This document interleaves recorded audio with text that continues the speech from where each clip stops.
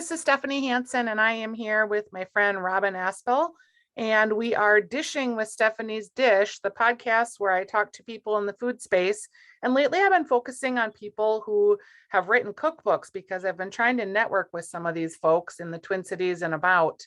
Just because writing a cookbook is a kind of unique experience that we shared, and so many of these people are just, I admire them so much. They're veterans at the craft, and writing a cookbook is not easy. So, Robin, I knew I wanted to meet with you right away because you have written so many phenomenal cookbooks. Well, thank you. Yeah.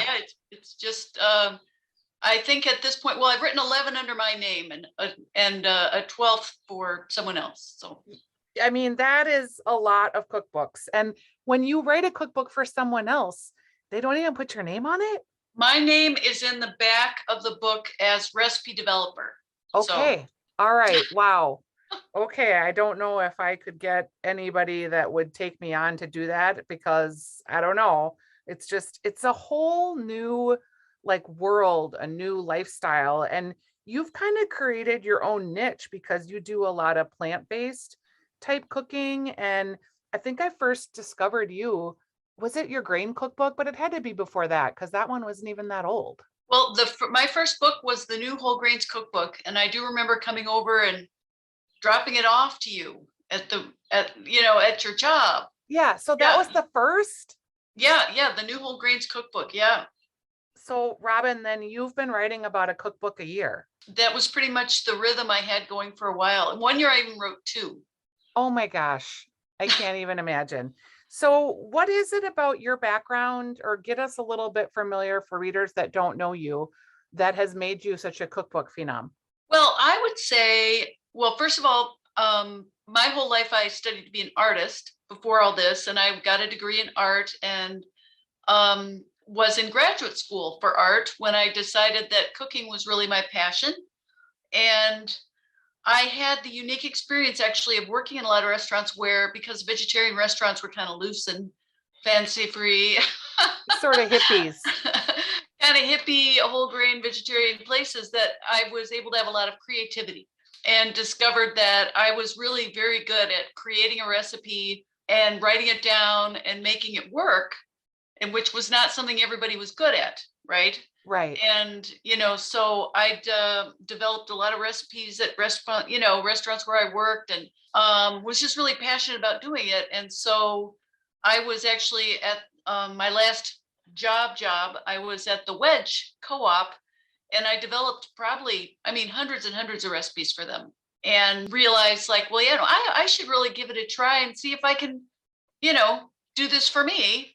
And so that was really how that all started, is I just felt very, and so I had years of, experience doing it in a way, not really getting the credit for it. And Right. so I just started writing locally here, and then it all went from there. Do you remember your first, like when someone said, yes, we're going to publish your cookbook, and your first agreement, how that made you feel? Oh, I thought it was my life was going to take a whole new path, and it did, but yeah, it just was, it was a dream.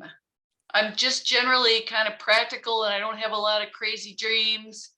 But the dream of having a cookbook, although, it took years, it's like, bands who finally make it, who, play for years and years and years. And then you're like, wow, you just hit, so, yes. And I remember, everything about, the day that, I was at a conference and I gave my proposal to a publisher, and, the last day I had shown it to 2 or 3 other publishers, none of which were interested. And the very last day he came up and said, we should do a book together. And I just, was sort of high on life. I could barely, contain myself from jumping up and down, and, so. It is super thrilling. I've learned so much in the last like year talking to cookbook authors, and a lot of the listeners, like, you don't necessarily need to know the ins and outs, but here's what I will tell you. Like, I think I had this idea that writing a cookbook was going to be like this super lucrative endeavor, and that like I was going to make a lot of money on this book, and like me and the Barefoot Contessa. And what I've since learned is cookbook publishing has changed a lot since the internet, just like book publishing and just like radio and all the other things. And content is really something that everyone expects for free, basically, because they can get a lot of it for free. And it's really created a couple of opportunities. One is it's democratized who can produce content, right? You don't need to be a cookbook writer to put your recipes out there on TikTok and whatever you need to do. So in some respects, maybe that's good, but it's also like taken what would be considered careers for people and really made it so that it's not sustainable to make a living. Like someone I talked to recently said that their first cookbook advance was $20,000. And I just about fell out of my chair because mine was a lot less than that, about 20, or excuse me, it was about 75% less than that. So now on the one hand, I'm really grateful that I have the opportunity and I'm looking forward to it. And, you know, all money is good money, but it is something that it takes you a whole year. You can't take other projects because you're just constantly having to like keep moving this piece forward. How has that felt as your industry has changed? Yeah, it's yeah, at first, when I first started, it was everything seemed to be moved. I was, I was like, okay, I'm gonna do this and I'm gonna make a little more each time and it's gonna go upward. And I was able to actually remember when the first books came out, I actually made more money writing for magazines because of the books or writing about things that were in the book where it was like, oh, you wrote a whole grain book, doing a whole grain article for us, Right.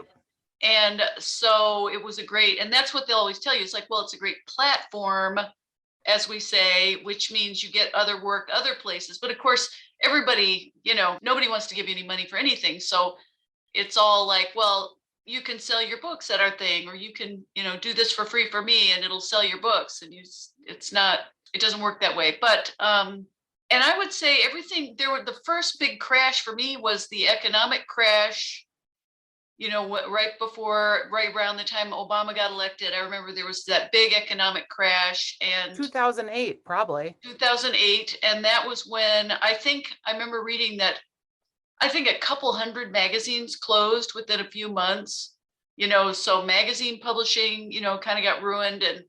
And of course, all the magazines, were going online.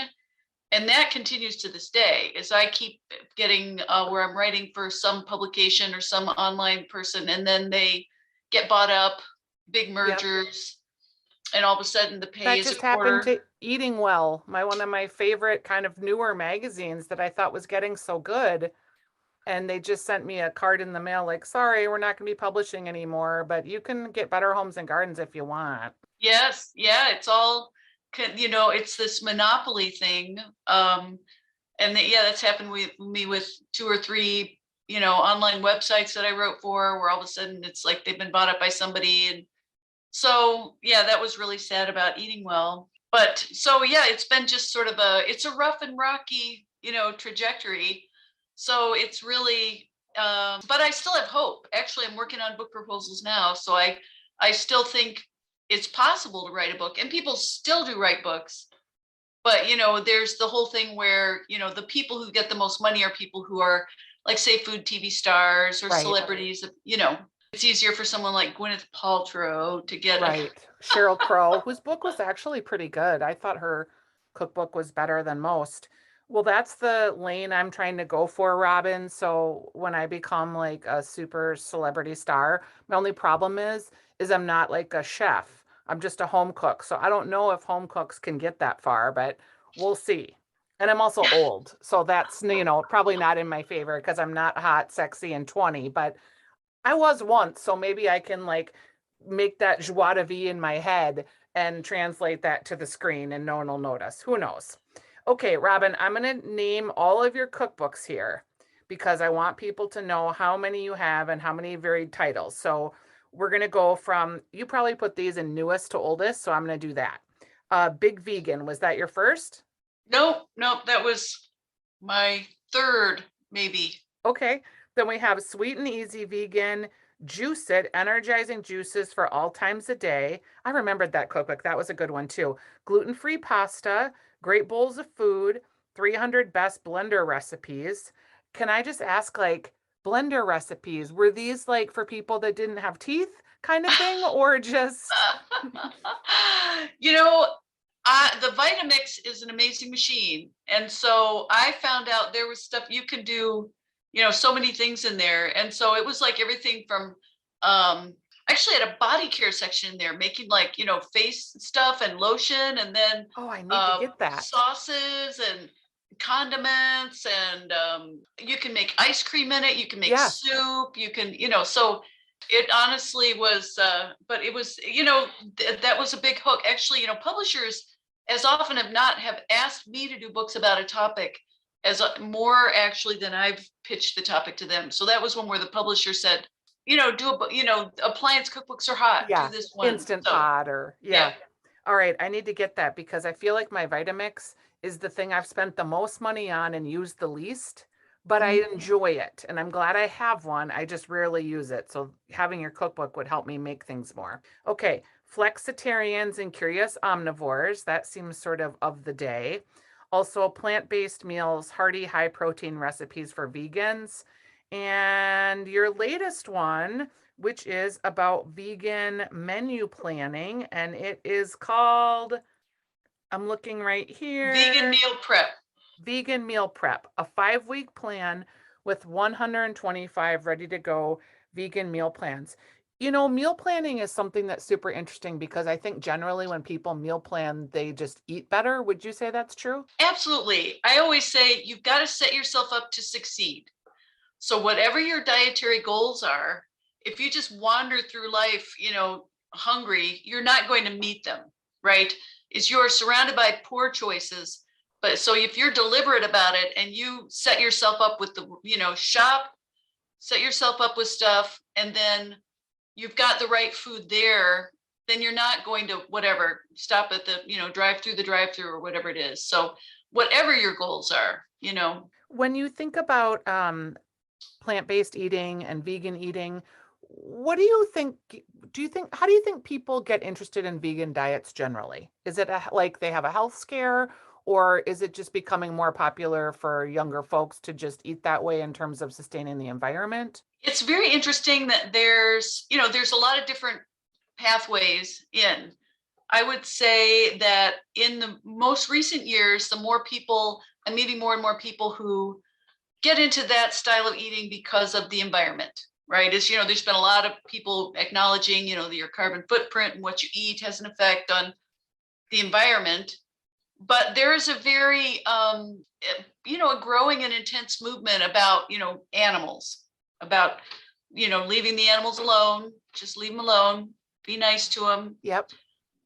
because we don't actually have to eat them. So and that I would say are the people who are the most super dedicated about it. But I would like for plant-based eating just to be something, everybody can do it to some degree. The more plants you eat, the better.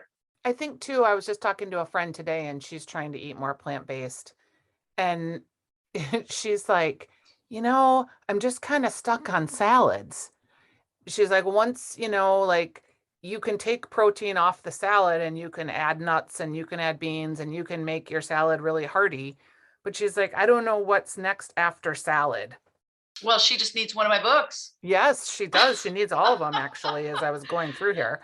Um, also, this is the other thing I think about plant-based eating that you can Mhm. help me because I think it's probably a myth, but I think when you take meat out of your diet, people go crazy on cheese, they go crazy on sugars, they go crazy on grains, which, I don't know if that's necessarily healthier. So, do you find that, and how do you encourage people to maybe have balance? Right, right. Well, that's the thing is, that was, when people first go vegetarian, it's very easy, yeah, to just be eating cheese, cheese, cheese. And so I would say I wrote a great length in my vegan book about the idea that meat and cheese and things like that are very concentrated, intensely flavorful foods. So in some ways, you kind of have to get your palate to adjust to not having them, and you will taste other things. Other things taste great. You also have to learn how to build some complexity into your food. So I've written a lot about how to get umami and, make sure you're building in, some really intense flavors, some sweet and some salty and some sour and some, some flavor. And that's part of, we really usually get into, you'll see vegetarians we're putting tamari and nutritional yeast and stuff on there, because those are things that have umami and give things a more sort of meaty presence. Yeah. So, yeah, but you don't want to just be eating lettuce. Of course, that's not going to be very satisfying. What is nutritional yeast? Nutritional yeast was actually invented as a B12 supplement. Interesting. Or one of the earliest vegan groups here in the United States was people on something called the farm. And so it's a not active yeast. So it doesn't, you can't, it's not alive. It doesn't make bread, that has been grown in a certain way and that has B12 in it. And it's got a lot of protein. It's this yellow flaky yeast and it tastes cheesy. So it's sort of like, vegans just love it, but I think everybody ought to just try it on popcorn once and see if they like it. Okay, because I have some, but I've never done that. So I'll make sure that I do that, because popcorn is my kryptonite. Yeah, just get your popcorn with either pop it with some good olive oil or, something like that. And so the yeast will stick, and just put that on there with a little, it's really yummy.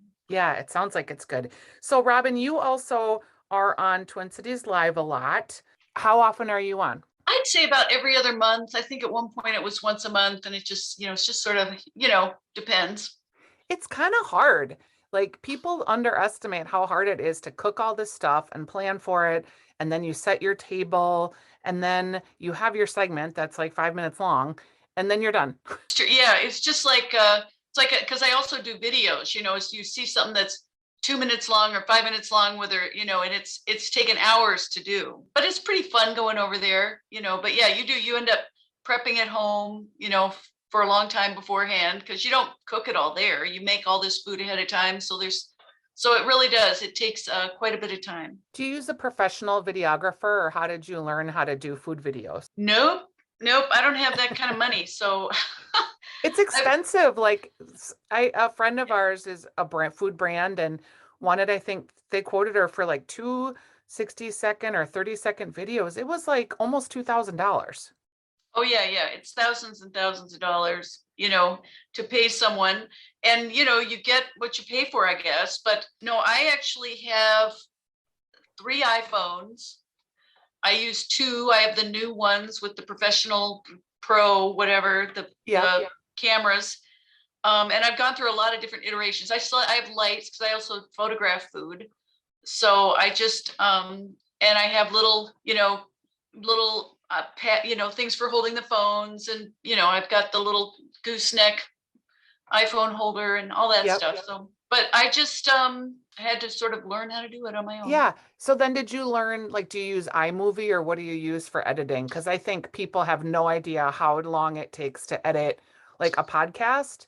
Every podcast takes about 90 minutes to edit. And with video, I just feel like it takes forever. Right. Well, I have 2 different things I use on my computer for the things I put on YouTube. I use something called Kdenlive, which is a free downloadable software, which is kind of similar to like the i product, the Apple one, except it's free. And then on my phone, I use something called InShot. And I use that for editing anything I'm going to post on Instagram. So I pre-edit my reels in InShot, because that way I have control over it. And all that stuff takes forever. So I know it does. And your content's really good on Instagram. So I want people to follow you too. Where do you want them to follow you, Robin? Oh, go to Instagram and just look for Robin Asbell. I think it's Robin Asbell, plant-based chef. And I am on Facebook. It's Robin Asbell author, or just Robin Asbell. If you go on there and friend me, if you, say something, maybe, but, I get so many weirdos trying to friend me on Facebook. So if I don't really actually know you, I might not accept. Yeah. And then I have YouTube channel, Robin Asbell, plant-based chef. I've been doing that once a week since the beginning of the pandemic, which has now turned out to be over 2 years. So, well, and what people don't know is that YouTube is still one of the ways that creators can actually make money. And it's not a lot of money, but it is something. So if you follow Robin on YouTube, that helps her, and you can watch her videos, and you can get her new book that's going to be coming out. And even if you're like maybe not vegan yourself, I just the grain book in particular sticks in my mind as one that I learned a lot. And there's so many different grains that you can use, whether it's barley or farro or wild rice and seeds, millet. I've just really expanded my horizon on what is a grain and how to use it. And that's all because of your cookbook. Well, thank you. I love hearing that. Yeah, I mean, it's really nice once in a while I'll get an email, or, someone will reach out and say that they're still making things for my books. And that's great. It's Yeah. wonderful. Thank you so much for spending time with me today. We had lunch the other day and it was really a highlight. It's so fun to like get back in people's faces, literally, like, hey, I can see you face to face. So I I anticipate know. that we'll hang out again. Yes. Well, we used to run into each other all the time, and We then it was did. just, oh, so, well, All great. right. Well, thanks for having me on. Yeah, it was a pleasure. And we'll talk soon, Robin. Thanks. All right. Bye bye. Thanks.